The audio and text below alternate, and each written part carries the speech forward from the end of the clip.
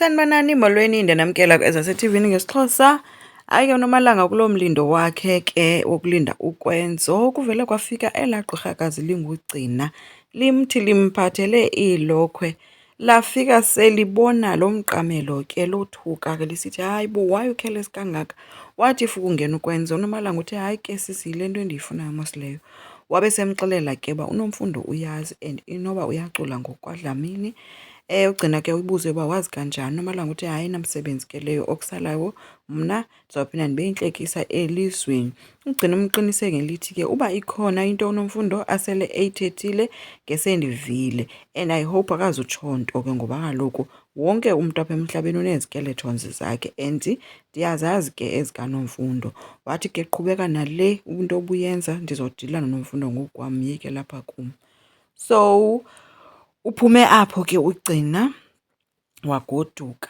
Kwelinye icala ke uSibongile uvile laa nto ebexelelwa nguNomfundo. Oko ke zama umfowunela ke efuna uthetha noNomfundo bakhe bayithethe apha efowunini. Qha uNomfundo akayibambi ifowuni, uthi heyi uyandidlulisela uNomfundo uhleli netshomi yakhe. Ke itshomi ke imcebise ngelithi ke yeke le nto ukwenza umdala noba kwenzekani ke kuye. USibongile uthi no, andinawukwazi uphila nje ndizazi into yoba ndandive uba kuthiwa uNomalanga wenzani kukwenza, ngeke nokwenza akazi ukundixolela. Hayi ke wabe sesithi ke usisi, hayi ndithi mna phuma kule nto. Uthe uSibongile, mna apho ndiya khona ndizawuya eThekwini. Umngani ke uthe ulibele na uba kwakwenzeke ntoni na kwelaa theku. Ethi wawutshile kodwa ke kukuwe uba wenzani, mna ndigqibele uthetha nawe ngoba into endiyithethayo ngoku ingena ngapha iphume ngapha. UGcina ufikile ke kowabo apho afikele kuNomfundo ke khange bemjikeleza. Umxelele ezitumeni uba kukho into oyibonileyo kuNomalanga and ndicela uyikhuphe, uvale futhi umlomo wakho, uyikhuphe kwalapha engqondweni yakho. Ethi ungayithi vu. Hayi ke uNomfundo uthuswe yile yoba kanti uGcina nayo kule nto. Ethi manyalamane laa niwenzayo. Hayi ke uGcina umxelele ezakhe kuba awuzuba uzenza ngcono ke ngathi. Ethi ngathi uyilibele ke indawo yakho and mna ndiza kukhumbuza ke wena kaloku apha ekhaya ungumsebenzi. uNomfundo kuziphendulele ke ngemibuzo ke ethi uphetheni xa enova uba wena noVusi, unyana lo wakhe, nikule position enikuyo nje nanenze kanjani, nanoyika uba niveze umjolo wam. UGcina uthe ungake ulinge. Wathi uNomfundo, nam ungandilingi ke ntombi ngoba kaloku ndakukurhuqa nam kube ncinci indawo if uzawurhuqa mna.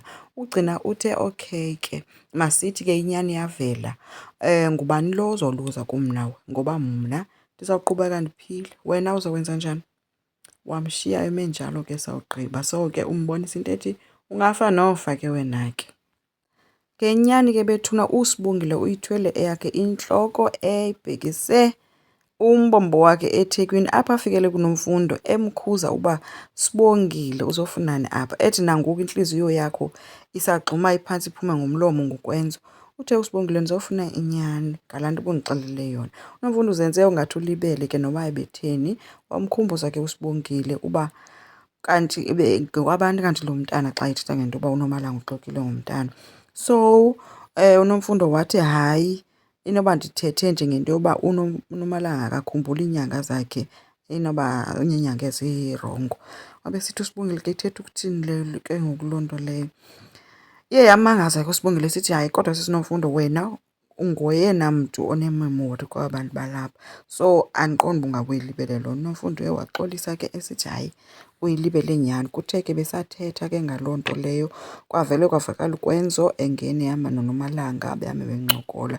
Hayi ke nanku uSibongile ugijima uyozimela emva kwesofa, wangena kukwenzo ehamba noNomalanga wakhe. Bafika bazibulisela uanti wakhe kwabe kuphela kanjalo. uSibongile ugqibela ngozimela. Andimazi noba uzimeleleni ngoba ngekhe wavele sibone uba ukwenza uzothini xa ebona uSibongile. Enkosi, ndicela siqhubeke sisubscribe, silike, singakhomenta futhi. Bye.